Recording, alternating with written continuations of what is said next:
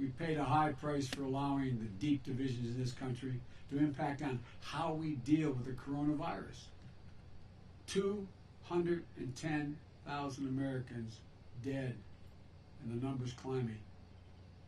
It's estimated that nearly another 210,000 Americans could lose their lives by the end of the year. Enough. No more. Let's just set partisanship aside. Let's end the politics and follow the science. Wearing a mask is not a political statement. It's a scientific recommendation. Social distancing isn't a political statement. It's a scientific recommendation. Testing, tracing, the development and overall approval and distribution of a vaccine isn't a political statement. It is a science-based decision. We can't undo what has been done. We can't go back. We can do so much better. We can do better starting today. We can have a national strategy that puts politics aside and saves lives. We can have a national strategy that will make it possible for our schools and businesses to open safely. We can have a national strategy that reflects the true values of this nation. This pandemic is not a red state or blue state issue.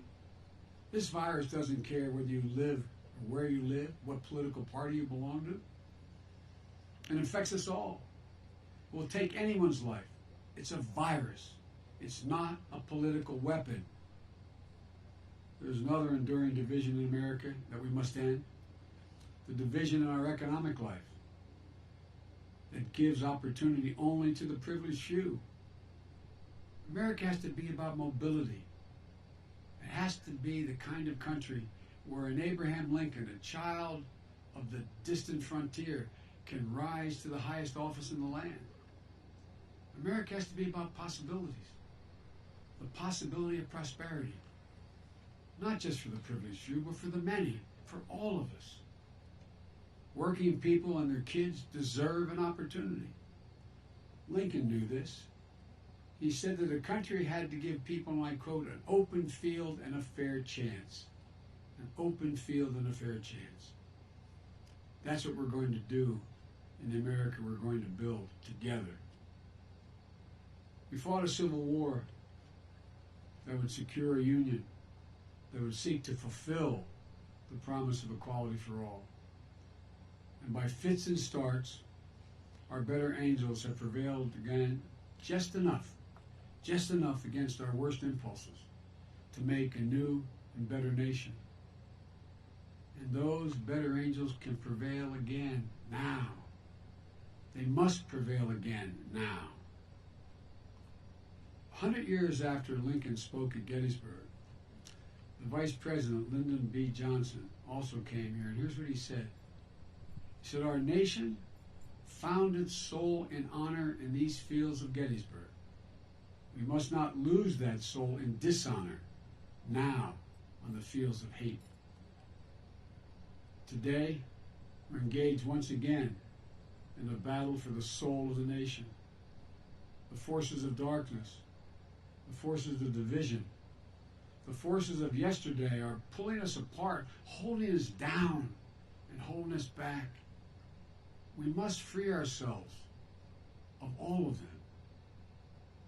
As president, I will embrace hope, not fear, peace, not violence, generosity, not greed, and light, not darkness. I'll be a president who appeals to the best in us, not the worst. I'll be a president who pushes toward the future, not one who clings to the past.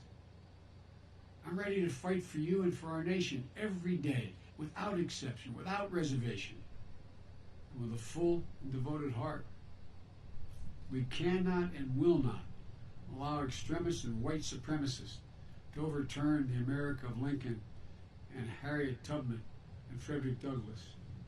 To overturn the America that has welcomed immigrants from distant shores. To overturn the America that has been a haven and a home for everyone, no matter their background. From Seneca Falls to Selma to Stonewall. We're at our best when the promised America is available to all. We cannot and we will not allow violence in the street to threaten the people of this nation. We cannot and will not walk away from our obligation to, at long last, face the reckoning on race and racial justice in this country. We cannot and will not continue to be struck in the partisan politics that lets us, this virus, thrive while the public health of this nation suffers. We cannot and will not accept an economic equation that only favors those who've already got it made. Everybody deserves a shot at prosperity. Folks, thank you. Duty and history call presidents to provide for the common good. And I will. It won't be easy. It won't be easy. Our divisions today are long-standing. Economic and racial inequities have shaped us for generations. But I give you my word. I give you my word. If I'm elected president, I will marshal the ingenuity and goodwill of this nation to turn division into unity and bring us together, because I think some people are looking for that. We can disagree about how we move forward. We must take the first steps. And it starts with how we treat one another, how we talk to one another, how we respect one another.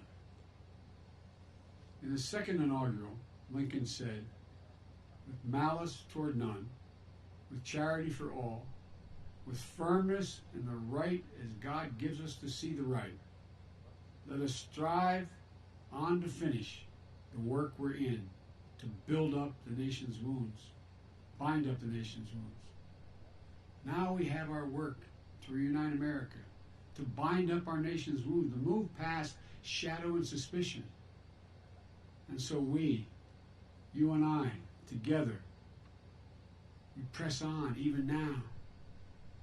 After hearing the second inaugural address, Frederick Douglass told President Lincoln, "Mr. Lincoln, that was a sacred effort.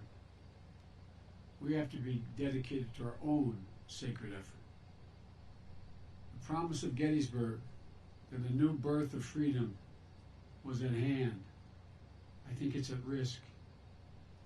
Every generation that has followed Gettysburg has been faced with a moment when it must answer this question: whether it will allow the sacrifices made here to be in vain or be fulfilled.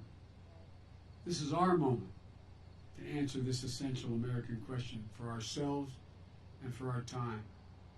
And my answer is this: it cannot be that after all this country has been through, after all that America has accomplished, after all the years we have stood as a beacon of light to the world, it cannot be that here and now in 2020 we will allow the government of the people, by the people, and for the people to perish on this earth. No, it cannot, and it must not. We have in our hands the ultimate power, the power to vote. It's the noblest instrument ever devised to register our will in a peaceable and productive fashion.